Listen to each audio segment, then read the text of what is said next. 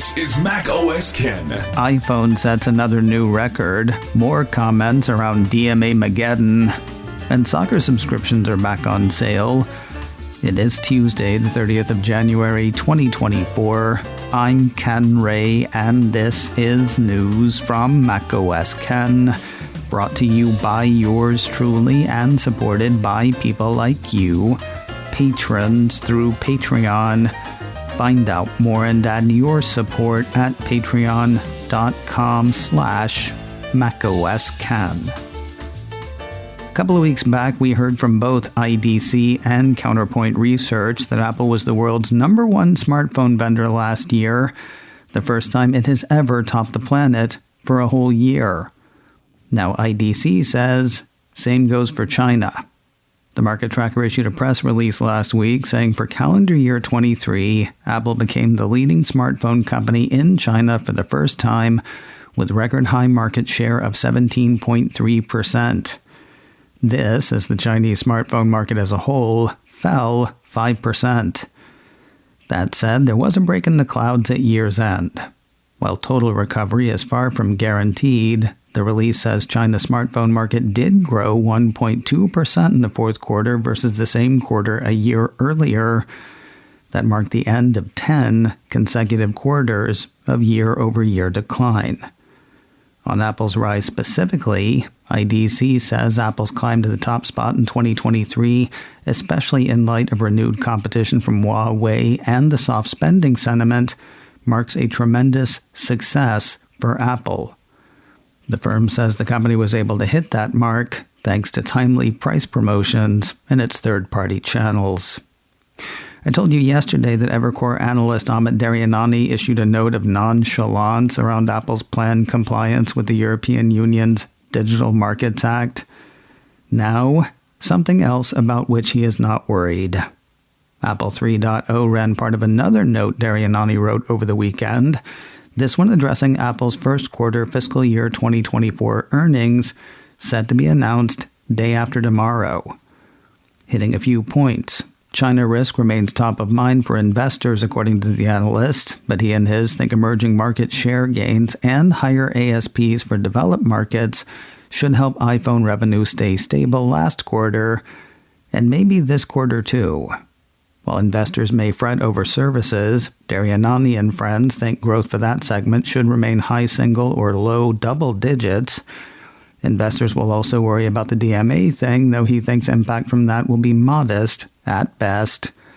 Worries over the Apple Watch ban should have fizzled by now, with the sales ban in the States having lasted for less than 1 week. Looking ahead, iPad and Mac sales should start to recover, apparently based on reports from suppliers, though the December quarter was probably still muted for those. The analyst says his firm thinks Apple should be able to report modest upside to December quarter and guide March quarter in the zip code of street expectations, and that could be seen as a beat.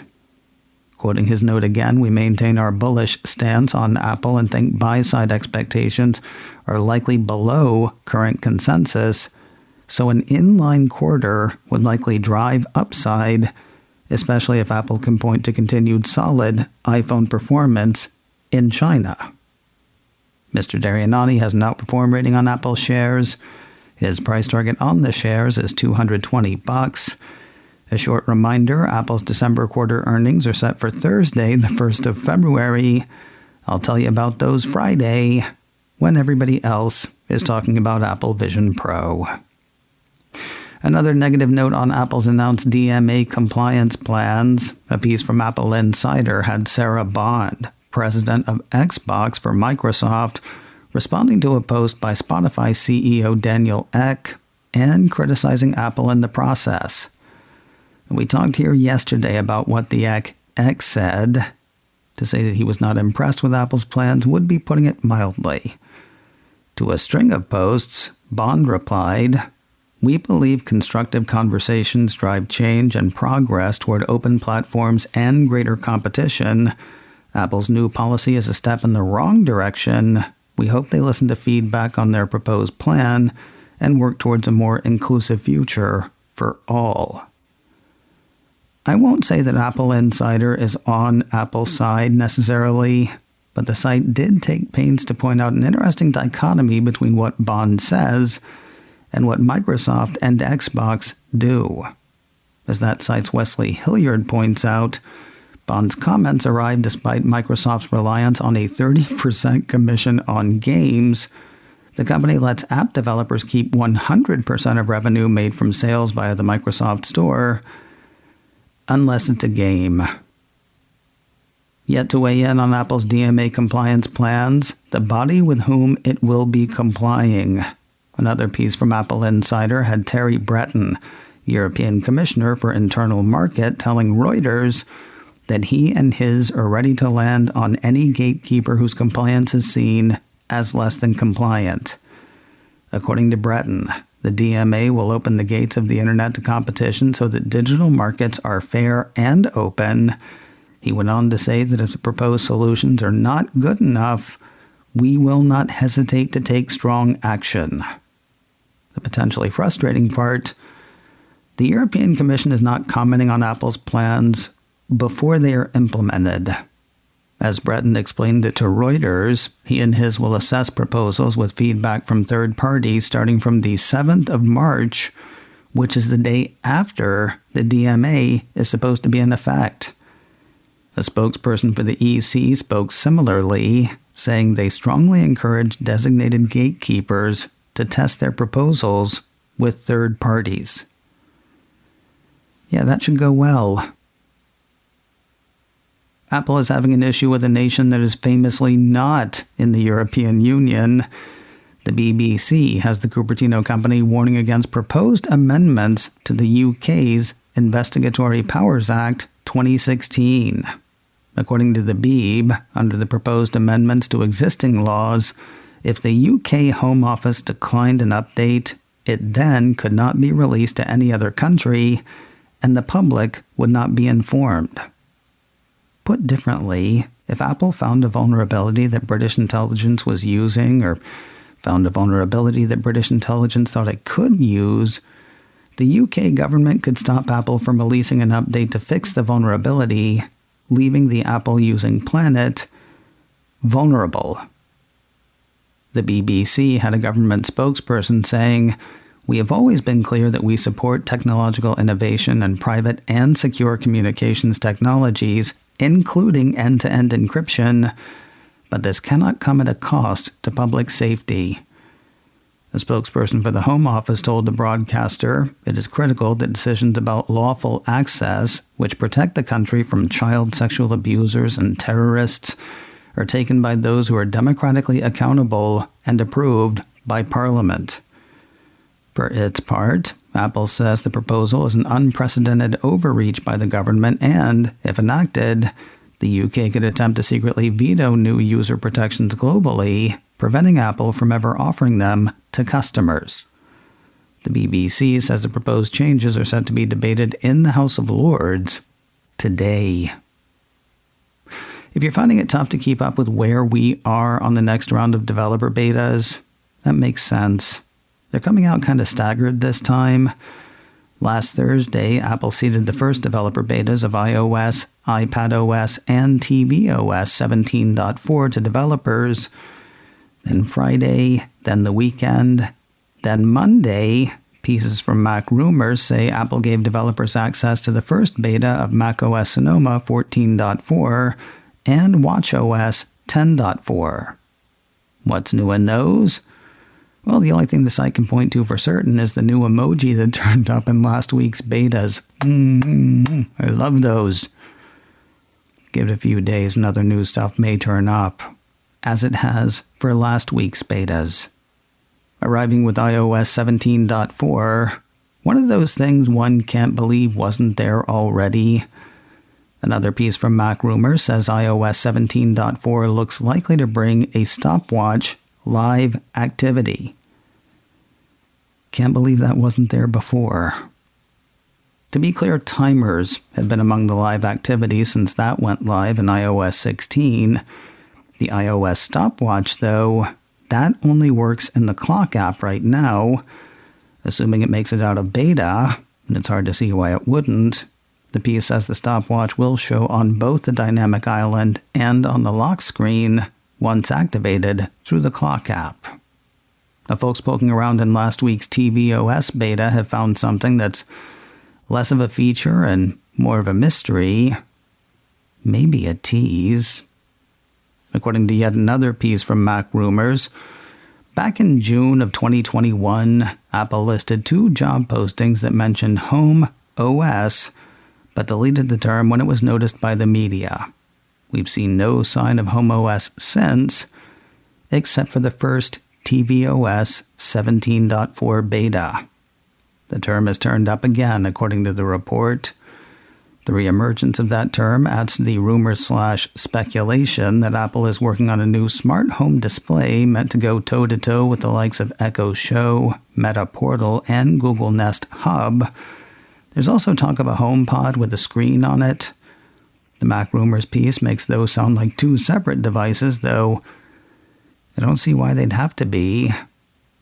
It's possible we'll hear something in the relatively near future. The piece points out that tvOS 17.4 is expected to see a public release in March alongside iOS 17.4. Mac Rumor sees the possibility of a spring media event around that time. Another Apple designer is turning in their lanyard. After over 2 decades with the Cupertino company, a piece from Apple Insider says DJ Novotny is heading to the electric vehicle company Rivian. At Apple, Novotny was VP of hardware engineering, having worked on teams that developed everything from iPod, iPhone, iPad, watch, and so many more, according to the departing exec. At Rivian, Novotny will serve as Senior VP of Vehicle Programs, reporting directly to Rivian CEO RJ Scaringe. DJ, RJ. RJ, DJ. Cool thing about a season as long as Major League Soccer's, there is not a lot of downtime. The 2023 MLS Final Cup was less than 2 months ago, while the 2024 season is less than a month away. If you want to catch all the action or just follow your favorite club, subscriptions are open for MLS Season Pass on Apple TV. Apple issued a press release Monday announcing this year's Season Pass availability. Unlike almost every streaming thing, the prices do not seem to have gone up on this one. Same as last year, they'll run subscribers $14.99 per month or $99 for the whole season. Apple TV Plus subscribers still get a discount. They'll pay $12.99 per month or $79 for the season. Where Apple's being less generous is with the free offering for opening weekend. Last year, the whole weekend was free. This year, 4 games will serve as the sampler. LAFC versus Seattle Sounders, DC United versus New England Revolution, and Orlando City SC versus CF Montreal on Saturday the 24th of February, and FC Cincinnati versus Toronto FC on Sunday the 25th. None of those are the season opener, though. That'll be Salt Lake at Inter Miami CF on Wednesday the 21st of February. Word is they've got this new kid, Messi. Never heard of him, but he sounds promising. And finally today, how long is too long to wait between seasons of a hit TV show? We may get the answer when the second season of the dystopian Apple TV Plus dramedy Severance hits the stream. We do not know when that will be. But good news, maybe. It is back in production. The piece from Cult of Mac says one of the most popular, critically acclaimed, and flat-out weird shows on Apple TV Plus, the darkly comedic workplace thriller Severance, has resumed production on Season 2 after pausing for the recent writer's strike. Apple posted a teaser image online with no readily apparent description. Thank goodness for alt text, though. The description in that said, a black and white action shot of Mark S., Adam Scott, running down a long white hallway.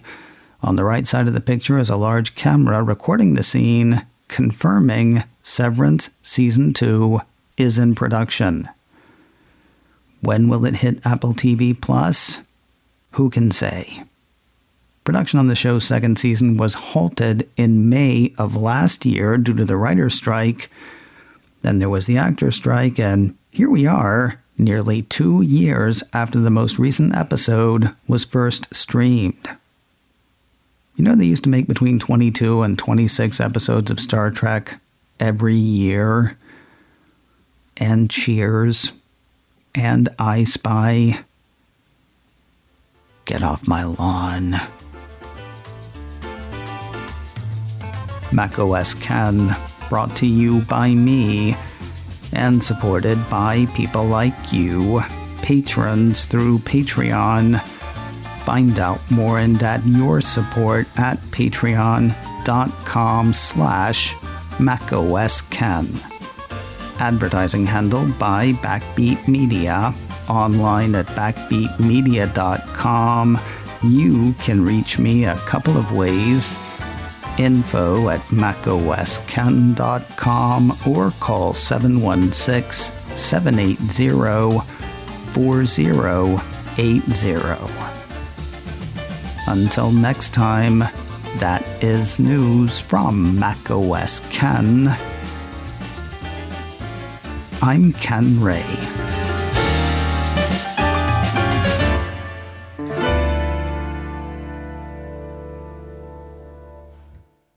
Ciao.